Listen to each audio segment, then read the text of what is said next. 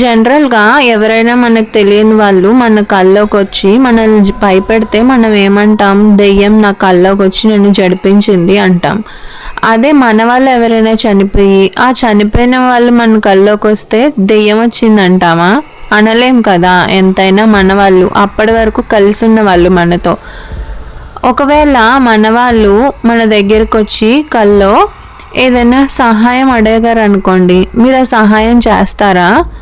అలా చనిపోయిన వాళ్ళు అడిగిన సహాయాన్ని చేయడం కరెక్టే అంటారా? మనం ఎంతగానో ఇష్టపడి మనతో ఉన్నవాళ్ళు సహాయం అడిగితే చేస్తాం కదా. రిహాన్ కూడా ఒకసారి అలాగే చేశాడు. అది ఎవరికో కాదు, తను ఎంతగానో ప్రేమించి ఇష్టపడి తన పెద్దవాళ్ళతో గొడవ పడి చివరికి వాళ్ళని ఒప్పించి పెళ్లి చేసుకున్న తన భార్య. చనిపోయిన తన భార్య రిహాన్ కల్లోకి వచ్చి ఒక సహాయం అడిగింది. తన సహాయం చేశాడంటారా? చూసేద్దాం. రహస్య.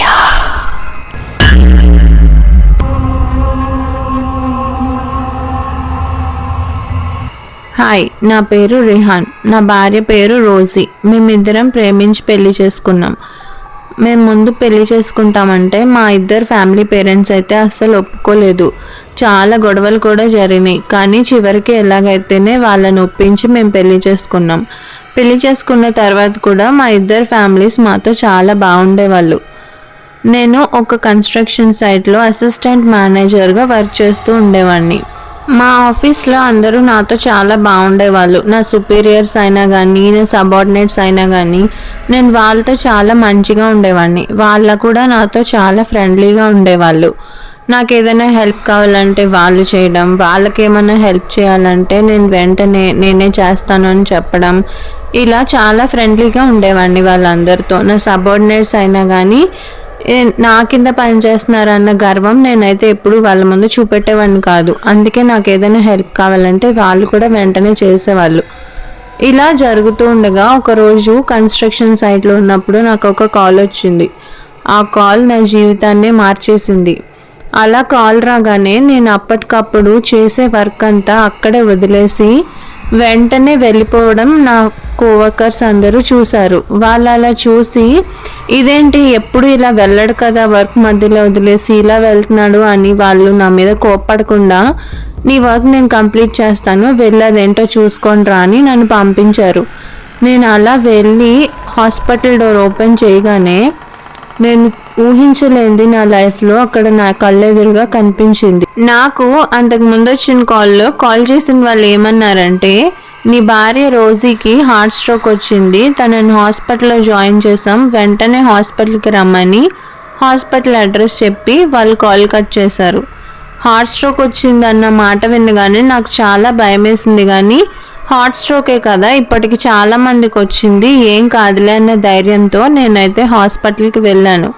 కానీ ఆ హాస్పిటల్ డోర్ ఓపెన్ చేయగానే నా రోజీ ఇక ప్రాణాలతో లేదన్న విషయం తెలుసుకొని నా గుండెలు పగిలేలాగా నేను తన దగ్గర కూర్చొని ఏడ్చాను. ఎంత ఏడ్చినా నా రోజీ నాకైతే మళ్ళీ తిరిగి రాదు. కానీ ఇలా ఇన్ని బాధలు పడి పెళ్లి చేసుకున్న తర్వాత కూడా నా భార్య కొన్ని రోజులకే నన్ను వదిలి వెళ్ళిపోయిందన్న విషయాన్ని తలుచుకొని నేను ఆ క్షణం నేను కూడా తనతో పాటే చనిపోతే బాగుండు అని నాకు అనిపించింది. బయట హాస్పిటల్లో నా భార్య తల్లిదండ్రులు కూడా నా పరిస్థితుల్లోనే ఉన్నారు. నేను ఇలా బాధపడుతుంటే వయసు అయిపోయిన వాళ్ళ బాధని ఇంకెవరు చూసుకుంటారు అని నాకు నేనే ధైర్యం చెప్పుకొని నా బాధను నాలోనే ఉంచుకొని రోజీ వాళ్ళ అమ్మ నాన్న దగ్గరికి వెళ్ళి ధైర్యం చెప్తున్నాను. అలా మేము ముగ్గురం బాధపడుతుంటే మా చుట్టాలందరూ చూసి మాకు ధైర్యం చెప్తున్నారు. కానీ ఎంత ధైర్యం చెప్పినా నేను పోగొట్టుకున్నది, నేను ఎంతగానో ప్రేమించిన నా భార్యని, ఆ బాధని ఎవరూ తీర్చలేకపోయారు.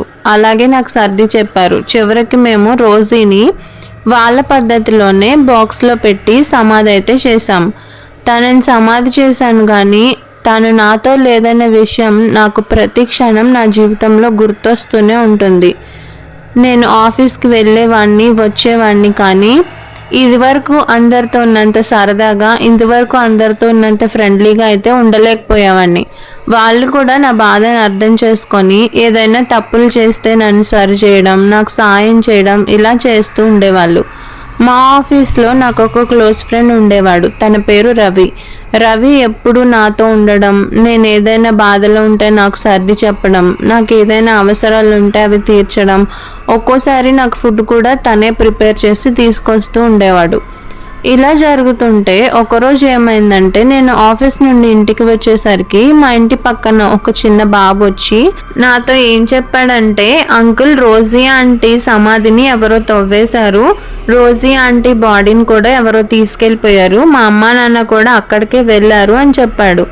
ఆ బాబు చెప్పింది వినగానే, ఏంటి పిల్లాడు ఇలా చెప్తున్నాడు, నేను రోజు మార్నింగ్ రోజీ చనిపోయినప్పటి నుండి తనని చూడడానికి, తన సమాధి చూడడానికి, తనతో కాసేపు అయినా సమాధిలో ఉన్నప్పుడైనా సరే తనతో కొంచెం టైం అయినా స్పెండ్ చేద్దామని నేను రోజు తన సమాధి దగ్గరికి వెళ్ళి వస్తూ ఉండేవాడిని. అలాగే ఆ రోజు మార్నింగ్ కూడా వెళ్ళాను. మార్నింగే కదా నేను వెళ్ళాను, ఈ బాబు ఏంటి ఇలా చెప్తున్నాడు అని నాకు ఏం అర్థం కాలేదు. ఉండు వెళ్ళి చూసొస్తానంటే ఆ బాబు కూడా నా వెనకాలే వచ్చాడు. నేను అలా పరిగెత్తుకుంటూ వెళ్ళేసరికి నిజంగానే అక్కడ సమాధిలో అయితే మేము రోజీని పెట్టిన పెట్టి ఉంది, కానీ అది ఓపెన్ చేసి ఉంది. ఆ పెట్టెలో రోజీ కూడా లేదు. తను చనిపోయి అప్పటికి 5 డేసే అవుతుంది. చనిపోయి 5 డేస్ అయిన తర్వాత బాడీని ఎవరు తీసుకెళ్లారు అని నేను చూసి బాధపడుతుంటే, నా పక్కనే ఉన్న బాబు ఏం మాట్లాడట్లేదు, కానీ తను సైలెంట్గా ఉండి నన్ను ఓదార్చుతున్నట్టుగా నాకు అనిపించింది. తనతో పాటు ఇంకా ఊర్లో వాళ్ళు అక్కడ చాలామంది ఉన్నారు. వాళ్ళు ఒక్కొక్కరు ఒక్కొక్కలాగా అనుకుంటున్నారు. కొంతమంది ఏమో ఇలాగ హాస్పిటల్స్కి బాడీస్ ఇస్తారు కదా, వాళ్ళు ఏమైనా ఎత్తుకెళ్ళిపోయారేమో అని కొంతమంది అంటుంటే, కొంతమంది ఏమో బాడీ ఆర్గన్స్ దొంగలించే వాళ్ళు ఉంటారు కదా, వాళ్ళు తీసుకెళ్ళిపోయి ఉంటారు అని కొంతమంది అంటున్నారు. చనిపోయిన 5 రోజులకి బాడీ ఆర్గన్స్ అయితే ఎవరు తీసుకెళ్లారు కదా. నాకైతే అవన్నీ వింటుంటే చాలా బాధేస్తుంది. ఇలా మాట్లాడుతుంటే కొంతమంది, ఇంకొంతమంది ఏమంటున్నారంటే తనకి ఆత్మశాంతి దొరకుండదు, అందుకే తనే లేచి వెళ్ళిపోయింది అని ఇంకా విచిత్రంగా కొంతమంది మాట్లాడుతున్నారు. ఆ మాటలన్నీ వింటుంటే నాకు వాళ్ళతో గొడవ పడాలా, లేకపోతే నా భార్య శవాన్ని చనిపోయిన తర్వాత కూడా ప్రశాంతంగా ఉండనివ్వకుండా ఎత్తుకెళ్ళిపోయిన వాళ్ళ గురించి కోప్పడాలో కూడా నాకైతే ఏం అర్థం కాలేదు. పోలీస్ కేసు అయితే పెట్టాను, కానీ పోలీస్ కూడా మాకు అక్కడ తన డెడ్ బాడీని ఎవరైనా తీసుకెళ్ళినట్టు ఆధారాలు ఏం దొరకట్లేదు, అలానే మేమేమి నెగ్లెక్ట్ చేయము, కేసు ఇన్వెస్టిగేషన్ అయితే చేస్తామని ఫస్ట్లో నాకైతే చెప్పారు. కానీ కొన్ని రోజులకి వాళ్ళు కూడా ఆ కేసుని అయితే వదిలేశారు. నా భార్య డెడ్ బాడీ ఎక్కడుందా అని నేను ఇలా బాధపడుతూ ఇంకా డిప్రెషన్లోకి వెళ్ళిపోయాను. నా ఫ్రెండ్ రవి ఇది చూసి రోజు నా దగ్గరికి రావడం, నాతో కొంచెం టైం స్పెండ్ చేయడం ఇలా చేస్తూ ఉండేవాడు. ఒకరోజు నైట్ నేను పడుకున్నప్పుడు కలలో నా భార్య ఒక తెల్లటి వెడ్డింగ్ గౌన్ ఉంటుంది కదా, ఆ గౌన్ వేసుకొని జ్యువెలరీ కూడా చాలా అందమైన జ్యువెలరీ పెట్టుకొని నాకు సహాయం చెయ్యి రిహాన్, నాకు హెల్ప్ చెయ్యి అని ఇలా చాలా దూరంలో ఉండి నన్ను పిలుస్తున్నట్టుగా నాకు అనిపించింది. నేను అలా తన దగ్గరికి వెళ్తుంటే తను, రావద్దు రిహాన్, నా దగ్గరికి రావద్దు, నాకు హెల్ప్ చేయి రిహాన్ అని ఇలా 2 రకాల మాటలు మాట్లాడుతుంది. నేను ఆ కళలో నా భార్య నాకు కనిపించేసరికి నేను వెంటనే తనని హగ్ చేసుకుందామని తన దగ్గరికి వెళ్ళాను. కానీ నేను తన దగ్గరికి వెళ్ళగానే తనైతే వెంటనే మాయమైపోయింది. నెక్స్ట్ డే నేను రవికి, నాకు ఈ కళ వచ్చింది, ఇలా నన్ను ఏదో హెల్ప్ చేయమని అడుగుతుంది రోజీ అని నేను చెప్పాను. కానీ కళ్ళలో వచ్చేవన్నీ నిజాలు కాదు, నువ్వు అదే ఆలోచించుకుంటున్నావు కదా, అందుకే నీకు అలాంటి కళ వచ్చి ఉంటుంది అని రవి అయితే చెప్పాడు.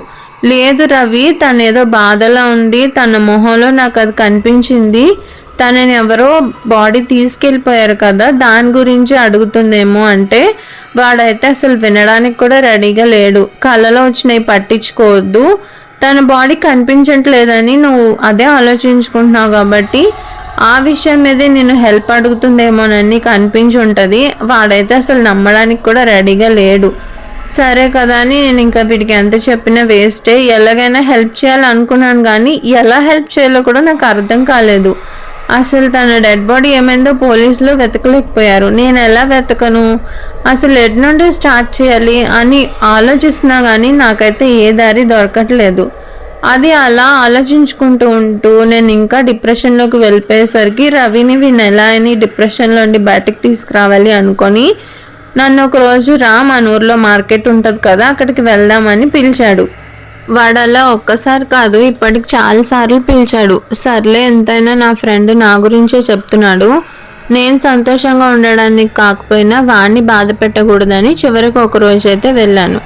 మా ఊరు మార్కెట్లో ఏంటంటే అక్కడ అన్ని రకాలైనవి ఉంటాయి. ఫుడ్ ఐటమ్స్ ఉంటాయి, బట్టలు ఉంటాయి, ఇంకా ఆడవాళ్ళు పెట్టుకునే హెయిర్ క్లిప్స్, అవన్నీ డిఫరెంట్ వస్తువులు అన్నీ చాలా ఉంటాయి.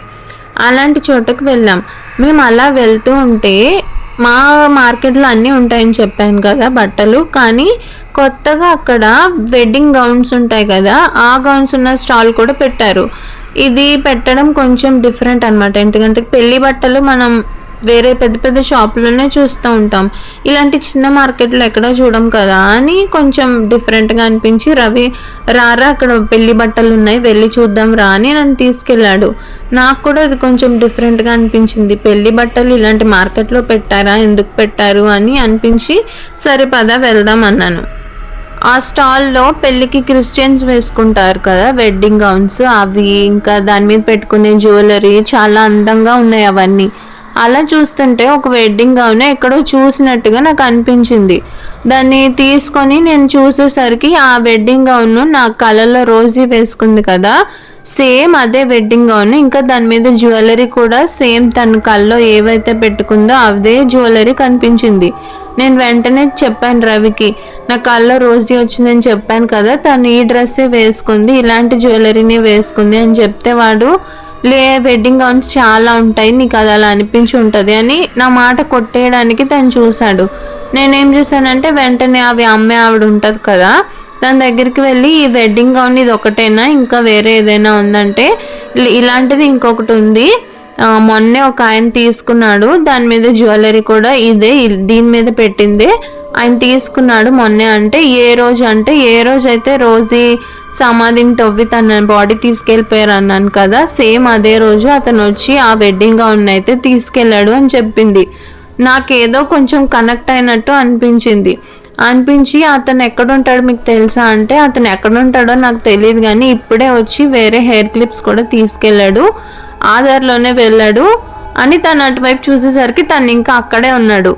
అదిగో అతనే తీసుకెళ్ళింది అని ఆవిడ అతని వైపు అయితే చూపెట్టింది. అతను మా వైపు తిరిగి చూడలేదు కానీ మేమైతే అతన్నే చూసాము.